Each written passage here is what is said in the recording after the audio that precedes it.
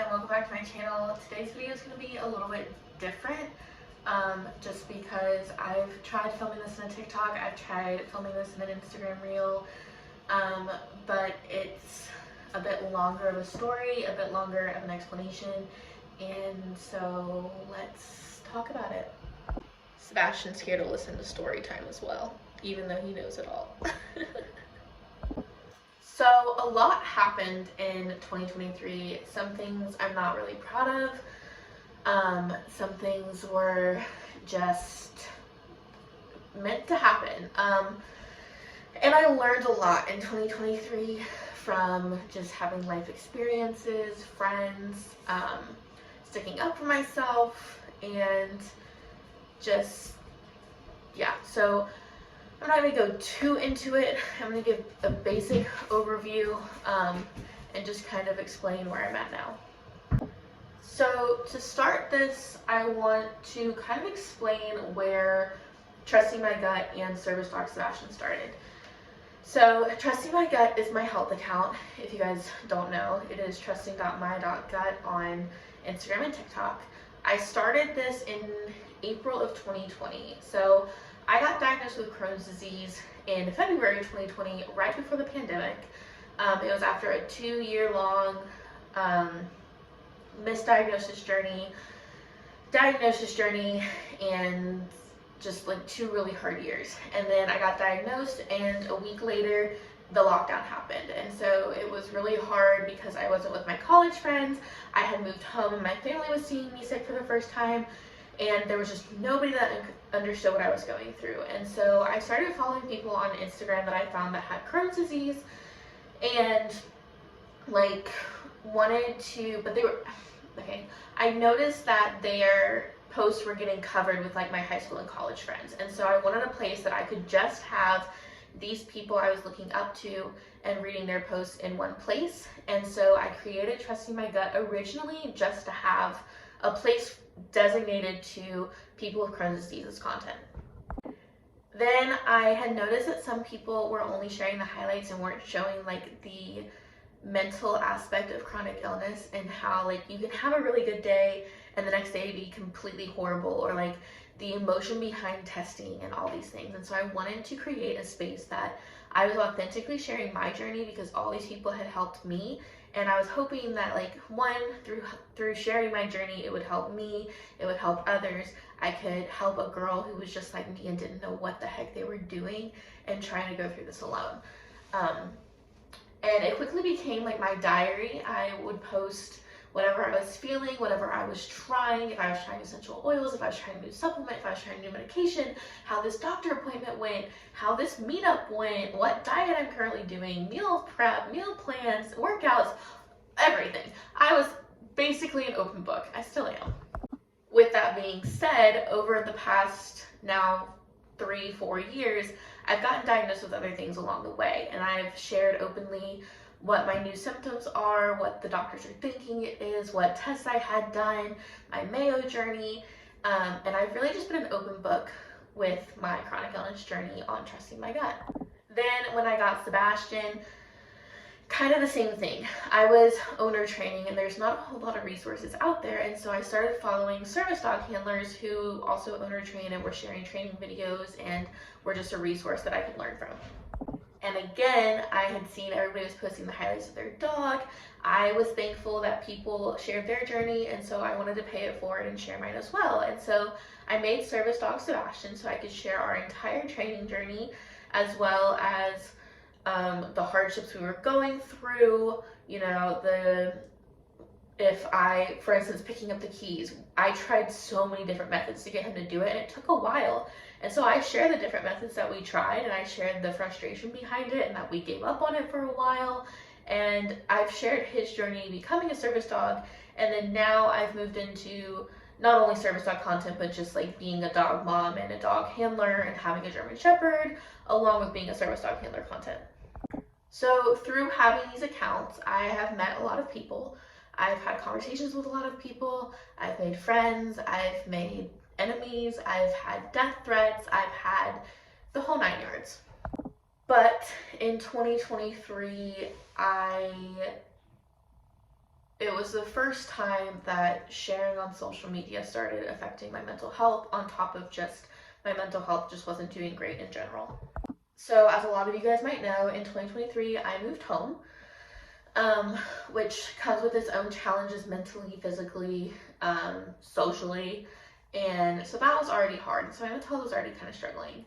And then in early 2023, one of my friendships that I thought would last a lot longer than it did, it was relatively new, ended due to some circumstances on both sides, and a lot of miscommunications and things that I probably could have done better, and I will acknowledge that. So like, it's not just this person's fault, but yeah, so I'll get more into that in a second. So anyway, this really taught me a lot of lessons of like reevaluating who I wanted in my life, and that's something that I've been working on the past 5 years, is only having people in my life that really support me and like are going to fill my cup up, and they're not taking my energy or putting me down when I'm already going through a lot with my health and with my own journey and like my confidence in building myself up. And then in February, my grandmother was diagnosed with extensive small cell lung cancer, which it's that kind of cancer is not in stages. You either have like just, I guess, normal small cell lung cancer, or you have extensive, and she had extensive. And it was a constant battle of, they were telling us she was going to die one weekend and she would live and she could do chemo, but then she didn't take chemo well, and then she was on hospice, and it was a lot emotionally. It was draining.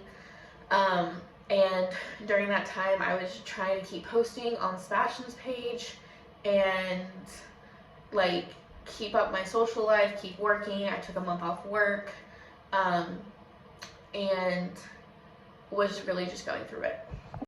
Now, during all of this time, Sebastian's TikTok actually took off. We had a video go viral and we gained a bunch of followers, and from there life kind of got crazy, and I became a content creator, which is something I've always wanted to do. I made videos in high school, or even when I was younger, like the little iMovie things where it would have like, oh, show somebody running. I would make my sisters try to climb up trees and try climbing up our slide and do all these extensive things so that I can make these cool videos.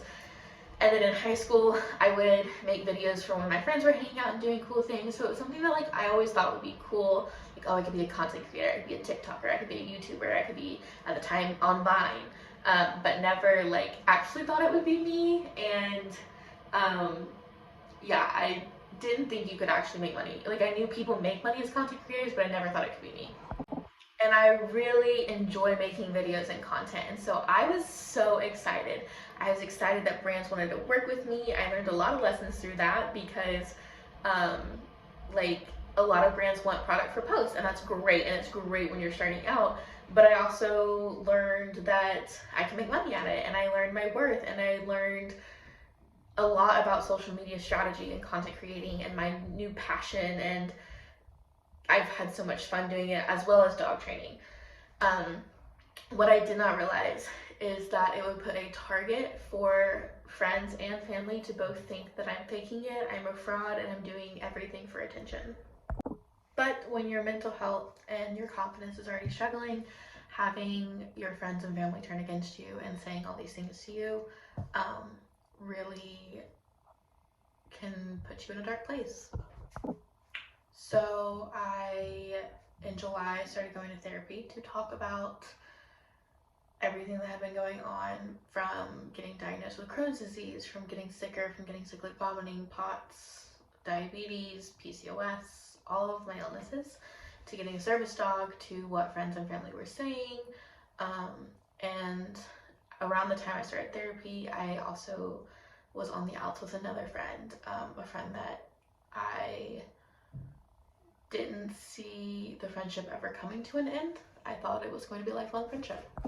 And again, I'm not putting all the blame on one person. I think there were things on both ends that went wrong. What I will say is I ended up posting some stories that were, a little passive aggressive. They were definitely targeted. which I'm not super proud of. I made some posts that were not meant to be harsh, but again, they were a little passive, and I did it. It happened, but it will not be happening again. And honestly, at this point, I have moved towards more regular dog content because I really don't want to be part of the service dog community. There's a lot of drama, there's a lot of miscommunications, there's a lot of targeting, there's a lot of negativity, and I've worked really hard to move away from that and not be involved. And I feel like when I was heavily involved in that community, it was affecting my actions, it was affecting my mood, it was affecting like my day-to-day life, and I just don't need that. But where most people would take a social media break, I can't do that because social media is my main source of income. So the plan right now is to limit my scroll time, to make my posts and stay true to myself, stay authentic, don't target people, just post what I want to post and things that make me happy, and do what I originally did on both accounts. It's going to be a diary on trusting my gut of everything I'm going through, everything I'm trying, and Sebastian's going to be a diary of what we're going through, what we're doing, and these vlogs, and being authentic in our training and sharing with you guys the ups and downs, and just overall being proud of the content I'm producing.